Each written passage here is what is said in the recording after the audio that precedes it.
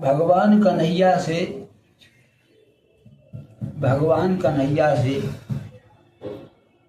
बोले प्रभु, ये गांव वासी सहज में बोले प्रभु यहाँ काली देह में नाग आ गया है और उसके पानी पीने से हमारे पशु ढोर मर रहे हैं।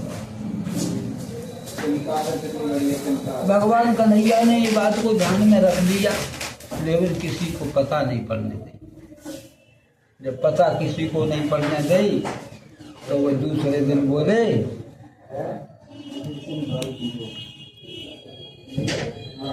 अपने सखाओं से, बोले साथियों से कहने लगे कि चलो साथियों आज गेंद खेलेंगे। तो भगवान कन्हैया ने गेंद का बहाना लिया और बहाना लेते और वो जा कर के काली देह के आसपास में खेलने लगे। तो गेंद सुदामा जी की थी, तो उन्होंने जब उस गेंद को मारा तो वो काली देह में गई है। जब काली देह में गई तो अब तो खेलने वाले बोले कि भाई हमारी तो गेंद दो। भगवान कन्हैया बोले ऐसी कोई बात नहीं है, और गेंद दे देंगे और इससे बढ़िया बनवा देंगे। गेंद वाला कहने लगा, मनसुखा की थी यानी सुदामा जी की थी, इन्हीं की गेंद थी कि नहीं मुझे तो वही गेंद चाहिए। तो गेंद के हट रख गए भी। भगवान कन्हैया ने कहा मैं अपनी यशोदा मैया से अच्छी से और बढ़िया गेंद बनवा दूंगा, लेकिन वो नहीं माने। बोले नहीं मुझे तो ये गेंद चाहिए, मेरी माँ की हाथ की थी, ये था वो था। उन्होंने जो है कहा गेंद को नहीं माने। भगवान कन्हैया ने न किसी से सोचा नहीं किया, एकदम जा करके काली देह में एकदम कूद गए। जब काली देह में कूद पड़े तो वहां गेंद ठीक शेषनाग के मुंह के आगे गेंद पड़ी थी। इधर 3 रानियां थी उस शेषनाग की।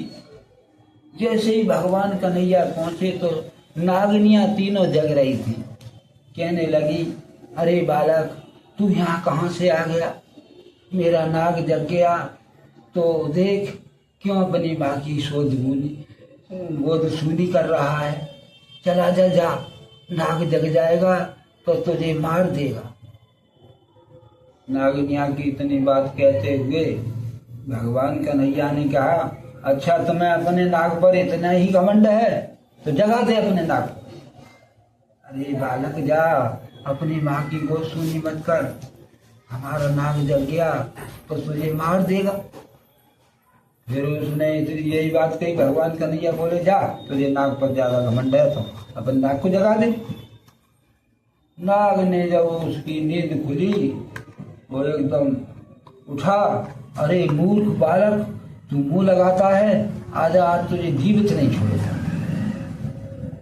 भगवान कन्हैया ने कहा सीधे साई मेरी चुपचानी, गेंद दे दो सीधा। शेषनाग से कहा लाओ मेरी गेंद दे दो कि गेंद तुझे आज मारूंगा, मौत के घाट उतारूंगा। तो भगवान कन्हैया एकदम झपटे और उसके फन को एकदम बगल में दबोच लिया और एक हाथ से धै घूसा करने लगे। और भगवान कन्हैया पर वो नाग ऐसा लिपट गया कि पूरा शरीर जल गया। भगवान कन्हैया ने देखा कि ये अच्छा, तो उन्होंने ऐसा अपना रूप धारण किया जैसे अग्नि प्रवेश की। तो नाग इधर तो घूसा बजा रहे भगवान कन्हैया और इधर नाग बेहोश जाके पड़ गया। जब बेहोश पड़ गया तो नागिनियां आई, प्रभु हमें क्षमा करो, क्षमा करो प्रभु, हमारे तो एक ही पति हैं, इनके बगैर हमारा कैसे समय कटेगा प्रभु, हमें क्षमा करो, हम समझ नहीं पाए आपकी माया को। आप तो स्वयं नारायण हरि हैं प्रभु, लेकिन हम तो वैसे ही अपस जिए प्रभु, हम तो परेशानी में ही रहते हैं, चलना फिरना भी कठिनाई रहती है। तो उन्होंने कहा गेंद उठा करके शेषनाग में हाथ में दी और भगवान कन्हैया ने कहा क्या मुझे बाहर निकालो। तो शेषनाग के फन पे बैठ के इधर गांव वाले में गांव वालों को पता पड़ी कि भगवान कन्हैया काली देव में डूब गए। माता यशोदा दौड़ी दौड़ी आई कि भगवान कन्हैया वहां में डूब गए काली देव में, और सब छाछा देख रहे कि कहाँ डूबे। पार पर चारों तरफ नर नारी लगे पड़े हैं, उनके इंतजार देख रहे हैं। तो यशोदा मैया रो लगी, मेरा लाल कहाँ गया।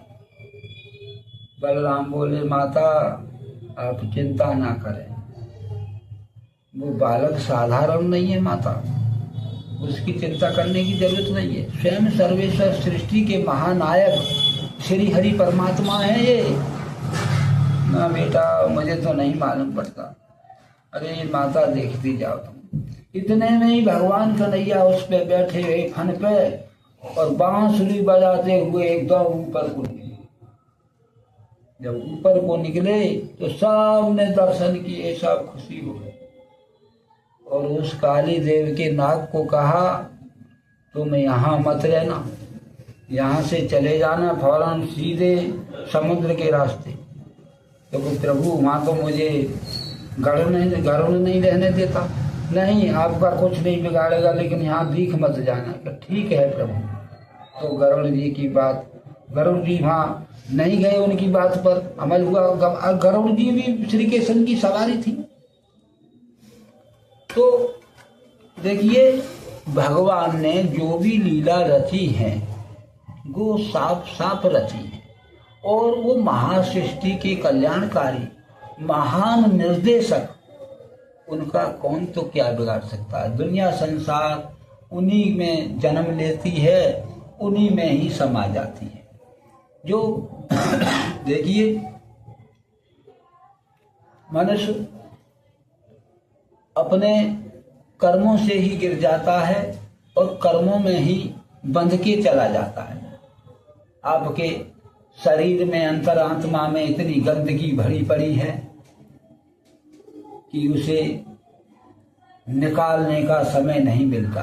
क्यों कि आपको समय पर भोजन मिल रहा है, समय पर वस्त्र मिल रहा है, समय पर तनख्वाह मिल रही है, तो आप उस कीचड़ के कीचड़ में ही मर के चले जाओगे, लेकिन गंदगी में जन्म लेना पड़ेगा। साफ सी बात है। गुरु गोविंद दो खड़े और मैं काके लागू पान, बलिहारी गुरु आपने तो गोविंद दियो बताए।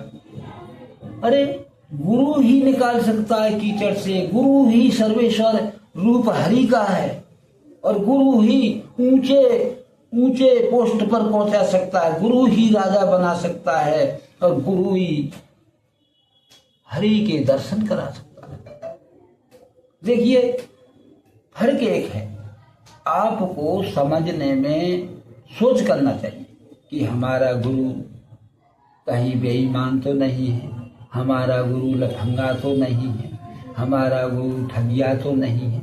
इस तरह से गुरु को परख लेना चाहिए। यदि गुरु सत्य है तो परमात्मा भी सत्य है।